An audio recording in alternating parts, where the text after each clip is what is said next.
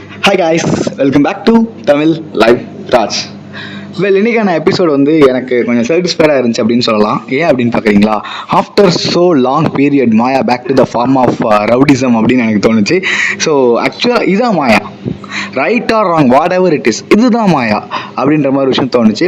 And big பாஸுக்கே வந்து செம்மையாக பஞ்சு கொடுத்த பிக் பாஸோட அந்த அவங்களோட கேமே செம்ம வேறு லெவலில் வந்து பேசின பூர்ணிமாவோட டாக் எனக்கு ரொம்ப பிடிச்சிருந்தது. ஸோ அதை பற்றி பார்க்க போகிறோம். அண்ட் மெயினாக வந்து மாயா பண்ணது சரியாக தப்பா, what is the point of view and இம்பார்ட்டண்ட்டாக கமல் என்ன சொல்ல போகிறார் இந்த வீக்கை நான் டெஃபினட்டாக நான் சொல்லிடுறேங்க. ஏன்னா மோஸ்ட் ப்ராபப்லி என்னோட கருத்தும் கமல் சாரோட கருத்தும் ஒரு 50% ஒத்து போகிறதுக்கான பாசிபிலிட்டிஸ் அதிகம். ஸோ அவர் என்ன சொல்ல போகிறாருன்னு எனக்கு தோணுன விஷயங்கள் நான் கூட ஷேர் பண்ணுறேன். ஸோ அது ஒன்று பார்க்க போகிறோம். அண்ட் மாயா பேக் அவங்க பண்ணது சரியா தப்பா, அண்ட் தினேஷ் ஏன் வந்து விசித்திராவே டார்கெட் பண்ணிகிட்டே இருக்கிறாங்க. ஸோ இந்த மாதிரி இன்னைக்கு எபிசோட கலவையான ஒரு வித்தியாசமான விஷயங்களை தான் பார்க்க போகிறோம். ஸோ பார்க்கலாமா? Hi, Tamil live Raj. ஆக்சுவலாக பார்த்தீங்க அப்படின்னா எனக்கு முதல் வந்து பூர்ணிமா பேசுனது ஆரம்பிச்சிடலாம். பூர்ணிமா பேசுனது right or wrong, so whatever it is உங்களுக்கு என்ன தோணுதோ கமெண்ட் பண்ணுங்கள். ஸோ என்னை பொறுத்த வரைக்கும் பூர்ணிமா பேசுனது சரிதான். ஏன் அப்படின்னு பார்க்குறீங்களா? ஆக்சுவலாக வந்து பார்த்தீங்கன்னா பூர்ணிமா, அதாவது இந்த பிக் பாஸ் கேமே எப்படி அப்படின்னு பார்த்தீங்கன்னா, நீங்கள் எதையுமே வந்து கரெக்டுன்னு பண்ணிங்கன்னா தப்புன்னு சொல்லுவாங்க, தப்பாக பண்ணிங்கன்னா கரெக்டுன்னு சொல்லுவாங்க. விச் மீன்ஸ் அவங்களுக்கு எப்படி அதை கொண்டு போகணும். அப்போ மெஜாரிட்டி ஆஃப் த பீப்புள் எதை பார்க்குறாங்க, மெஜாரிட்டி ஆஃப் த பீப்புள் எதை லைக் பண்ணுறாங்களோ அதை டிபெண்ட் பண்ணி தான் அந்த ஷோ வந்து மூவ் ஆகும். ஸோ கண்டிப்பாக அந்த காக்ரோச்னு சொன்ன விஷயத்தெல்லாம் லைக் பண்ணியிருந்தாங்கன்னா அதை கண்டிப்பாக லைக் பண்ண மாதிரி கொண்டு போயிருப்பாங்க. ஏன்னா இந்த பிக் பாஸோட ஷோலேயே மெயினானது பார்த்தீங்க அப்படின்னா, உங்களை டெஃபினட்டாக நீங்கள் என்ன உங்களுக்கு வந்து ஒரு டேக் கொடுத்து உங்களை வந்து ட்ரிகர் பண்ணி இதுக்கு இவங்க தான் காரணமோன்னு சொல்லி உங்களை கில்ட்டாக வச்சு உங்களை மென்டலாக வந்து ஒரு இதுக்குள்ளே கொண்டு போய் அதன் மூலமாக ஃபைட் பண்ண வச்சு வாட் எவர் இட் இஸ், இது எல்லாமே நடக்கிறதா பார்த்தீங்கன்னா பிக் பாஸ்.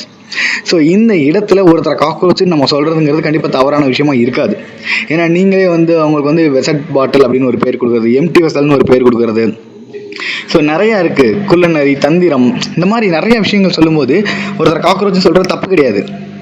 ஆனால் இது வந்து நீங்கள் பண்ணக்கூடாது. பிகாஸ் இந்த ஷோவை நீங்கள் ரன் பண்ணல. ஸோ இந்த ஷோவை நீங்கள் ரன் பண்ணலைங்க. இந்த ஷோவை ரன் பண்ணுறவங்க உங்களுக்கு தேவையான விஷயங்கள் டிஆர்பிக்காகவும் மற்ற விஷயங்களுக்காகவும் பண்ணிக்கலாம், பட் நீங்கள் பண்ணக்கூடாது. அதுதான் வந்து உண்மை.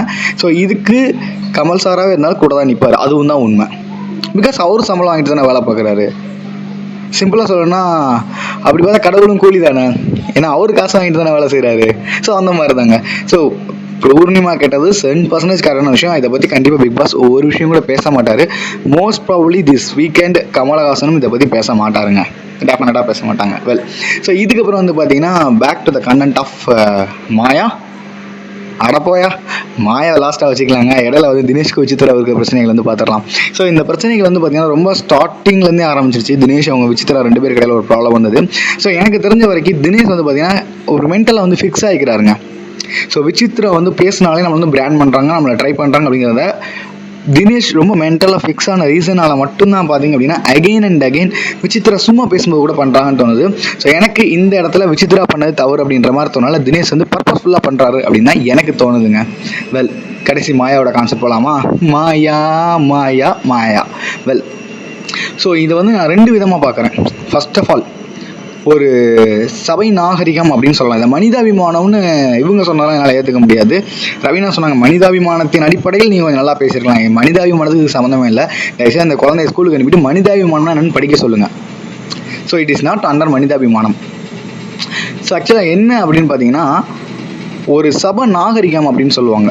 இதை சரியான வார்த்தை தமிழ் உபயோகப்படுத்தனா அப்படி தான் படுத்தலாம்னு எனக்கு தோணுது. ஸோ அந்த சபை நாகரிகம் ஒரு சோசியலாக பழகக்கூடிய இடங்களில் ஒரு டேபிள் மேனஸ்ன்னு சொல்லுவாங்க. ஈவன் பிடிக்காதவங்களே இருந்தாலும் ஹாய் சொல்கிறதா இருக்கட்டும், தமிழருடைய பண்பாடு அது. அது சபை நாகரிகத்தையும் தாண்டி தமிழரின் ஆதி பண்பாடு அது. பிடிக்காதவங்க வீட்டு வாசலுக்கு வந்தாலும் உள்ளே வாங்கன்னு சொல்கிறது.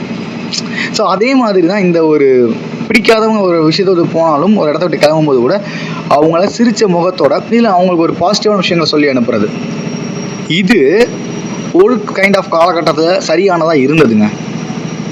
பட்டு இதுதான் ஆக்சுவலாக பார்த்தீங்கன்னா சரியானதாகவும் இருந்திருக்கும். சபை நாகரிகம்னா என்ன, நம்ம பண்ணக்கூடிய அந்த ஒரு கல்ச்சர்னா என்னன்னு அவங்களுக்கு தெரிஞ்சிருந்தா.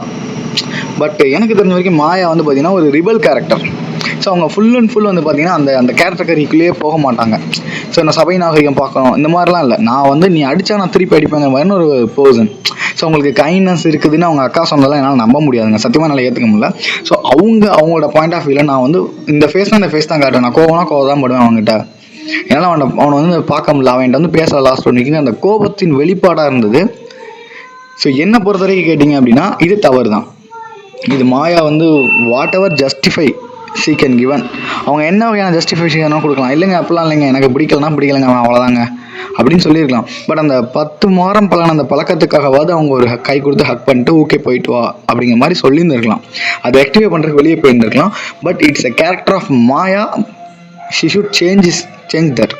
ஸோ அதை பண்ணதுக்கப்புறம் அவங்க again back to the Maya. நான் ஏன் சொன்னேன்னா, எனக்கு தெரிஞ்சு மாயா ரொம்ப நாளாக விஜே அர்ச்சனா வந்து நம்ம டார்கெட் பண்ணிட்டோம் அப்படின்னா நம்ம மறுபடியும் எலிமினேட் ஆகிடுவோமோ, இல்லை நம்ம எவிக்ட் ஆகிடுவோமோ, இல்லை நமக்கு சம்திங் ஓட்ஸ் குறைஞ்சிருமோன்னு பயங்கரமாக யோசிச்சுக்கிட்டு இருந்தவங்க இதில் வந்து பார்த்தீங்கன்னா பக்காவாக பேக் டு த ஃபார்முக்கு வந்து வந்தாங்க. எனக்கு ரொம்ப பிடிச்சிருந்தது. ஆனால் ஆகிட்டு போகுது, இது தப்பு தான் அப்படிங்கிற மாதிரி இருந்தாங்க. So I like it. இந்த ஒரு விஷயத்த நான் ரொம்ப லைக் பண்ணுறேன். அண்ட் விஜே அர்ச்சனா அவங்களுடைய ஒரு நேச்சரான குணத்தை பற்றி நான் டிஸ்கஸ் பண்ணணுங்க இந்த இடத்துல. ரொம்ப சிம்பிளுங்க. அவங்களுடைய குணம் என்ன தெரியுங்களா? அவங்க பக்கத்துக்குங்களை வேலை வாங்கிட்டே இருக்கணும். அது அவங்க தங்கச்சியாகவே இருந்தாலும் அவங்களுக்கு பிடிக்கும்னு சொல்கிறாங்க. பட் அவங்களுக்கு பிடிக்காதுங்க. சிப்ளிங்ஸோட பிறந்த எல்லாரும் அப்படி தான் இருப்பாங்க சொல்கிறாங்க. வேணாங்க, நம்மளும் சிப்ளிங்ஸோட பிறந்தவங்க தான். ஸோ சம்பவம் வேறு மாதிரி நடக்கும். பஞ்சாயத்தாக இருந்தால் பரவாயில்லைங்க, அடிப்படி சண்டை ஆகிடும். ஏன்னா நம்ம 2 பசங்க வேறு, அதனால் கேட்கவே தேவையில்ல. ஸோ அண்ட் எந்த மாதிரியான வேலைகளையும் நான் பார்த்துருக்கேன். நம்ம சும்மா ஒரு சின்ன சின்ன வேலைகள் செய்கிறது மூலமாக தன்னை டாமினேட்டட் கேரக்டராக நினச்சிப்பாங்க. ஸோ அந்த மாதிரியான ஒரு கேட்டகரைஸ்டு இருக்கிறது தான் வந்து பார்த்திங்கன்னா அர்ச்சனா. ஸோ அந்த விஷயம் இன்னொன்று வந்து பார்த்தீங்கன்னா மற்றவங்களுக்கு நடக்குது, அப்போ எனக்கும் நடக்கணும். நான் 2-3 இடத்துல வந்து அர்ச்சனா பேசுனதை பார்த்துட்டேன். நீ மாயாவுக்கு பண்ணுற எனக்கு பண்ண மாட்டேற, நீ விசித்ராவுக்கு பண்ணுற எனக்கு பண்ண மாட்டேற அப்படிங்கிற ஒரு விஷயத்தை அவங்க வந்து அவங்க கொண்டாந்துக்கிட்டே இருக்காங்க. ஸோ ஓவரால் என்னென்னு பார்த்தீங்கன்னா நம்பர் 1 டாமினேட்டட் கேரக்டராக அவங்களே ஃபீல் பண்ணிப்பாங்க. அவர் போதி தர்மராக தன்னை உணர்ந்தார் அப்படின்னு நிறைய சொல்லலாம், கொஞ்சம் டீப்பாக சொன்னால் நல்லா இருக்காதுங்க. ஸோ அந்த மாதிரி ஒரு டாமினேட்டட் கேரக்டராக தன்னை உணர்ந்தார் நான் 2 வேலை சொன்னதுனால அப்படிங்கிற ஒரு விஷயத்துக்குள்ளே போகலாம். 2வது வந்து பார்த்தீங்க அப்படின்னா அவங்களோட கேரக்டராகவே அது இருக்கும். ஸோ ஓகே இதெல்லாம் பண்ணுங்க அப்படின்னு சொல்கிறது அவங்களோட கேரக்டராகவே இருக்கும். அண்டு இதன் மூலமாக வந்து பார்த்திங்கன்னா இவங்க கொஞ்சம் எஸ்கேப் ஆகிப்பாங்க. ஸோ இந்த நிகழ்வுகள்லாம் வந்து பார்த்தீங்கன்னா இன்றைக்கான எபிசோட் நடந்தது. இதை பற்றி நீங்கள் என்ன நினைக்கிறீங்க அப்படின்னு உங்களுடைய கருத்துக்களை ஓவராலாக கமெண்ட்ஸில் கமெண்ட் பண்ணுங்கள். தேங்க்யூ ஸோ மச் உங்கள் பொறுமை பார்த்ததுக்கு. இதில் நான் ஏதாவது விட்டுருந்தேன், ஒரு இம்பார்ட்டன்டான நிகழ்வு நடந்து விட்டுருந்தேன் அப்படின்னா அதையும் கொஞ்சம் கமெண்ட் பண்ணுங்கள். இன்னொரு நல்ல ஒரு வீடியோவோட உங்களை சந்திக்கும் வரை உங்களிடம் விடுவது உங்கள் ராஜ்.